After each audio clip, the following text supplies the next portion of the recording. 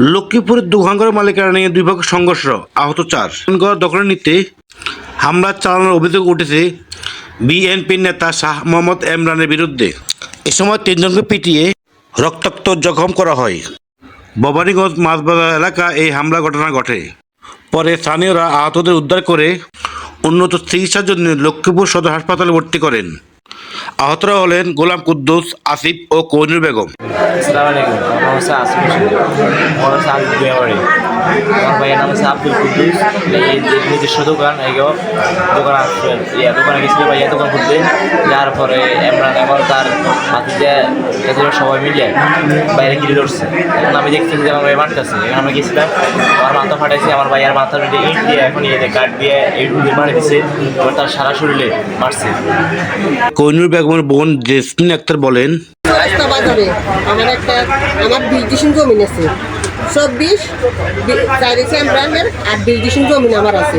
20 ডিসিমের মধ্যে ধরেন আমি একটা রুমের মধ্যে আছি, আর ধরেন 16-17 ডিসিম জমিন সব এমরান, ছবি আর মোহাম্মদ আলী, এরা 3 জনে বুক করতেছে। পরবর্তী আমি 2007-এ সেনাবাহিনী ক্যাম্পে অভিযোগ দেওয়ার পরে উচ্চ আদালতে দেওয়া 2টা মামলা ছিল।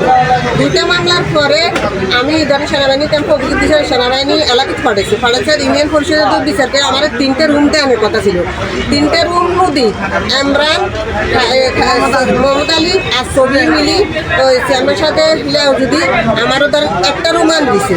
এই রুমটা আমরা নিয়ে ধরেন মাটি ভরাট করছে।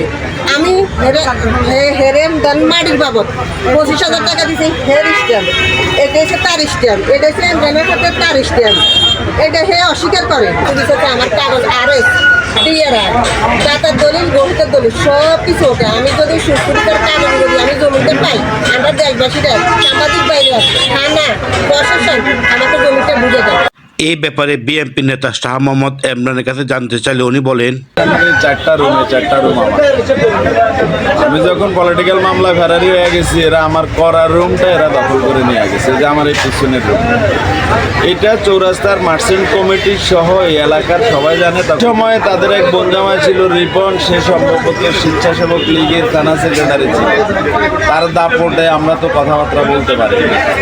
5 তারিখের পরে আমি তাদেরকে ডাকছি যে তোমরা কাগজপত্র নিয়ে বসো, সামাজিকভাবে বসো, যেখানেই বসে এটার একটা সমাধান দাও। তারা এটা সমাধান না দেওয়ার কারণে দোকানটা বন্ধই ছিল। আমি বন্ধ দোকানে তালা মারছি। থানায় ফট করে সে আমারে বলছে তোর সাথে কেন বলছি, তুই কে? তখন আমি ওরে বললাম যে তুই আমার দেড়াতো ভাই, তুই বয়সে আমার 20 বছরের ছোট, তুই তুকারি করতেছ। এখানে মাছ বাজারের সকল লোক আছে, সকল লোক আপনার ডেকে জিজ্ঞেস করতে পারে তুই তুকারি করতেছিস কেন? কারে তোর লগে তুই তুকারি করলে কি হবে, তুই কে? এ কথা বলে আমি যখন একটু সাহস করে কথা বলতেছি, তখন আমাদের কিছু ধাক্কা দেওয়ার পরে আমার বাতিতে একটা চৌরাস্তা আসছিল, ও দৌড়ে আসে আর বলতেছে এই আপনি কাকার লগে এরকম করেন কেন? সে একটু উত্তেজিত, যেহেতু তার চাচার সাথে ঝামেলা হচ্ছে। উত্তেজিত পরেই এখানে যে ইট নিয়েই ওর মাথার মধ্যে দিল বাড়ি। মাথার মধ্যে বাড়ি দেওয়ার পরেই আমার আত্মীয় স্বজন আসছে, দলীয় লোকজন আসছে, সবাই আসছে, এখানে একটা হট্টগোল হয়েছে। এই ঘটনাটাই এখন একটু আগেও পুলিশের লোকজন এসেছে, আমি ওনাদেরকেও বলেছি আপনারা বসেন, ওনারা থানায় একটা ডেট দিয়েছে যাব। যদি আমার কাগজপত্র অথেন্টিক হয়, আমার কাগজপত্র যদি টিকে, তাহলে আমি রুম পাবো, না হলে আমি রুম পাবো। লক্ষ্মীপুর।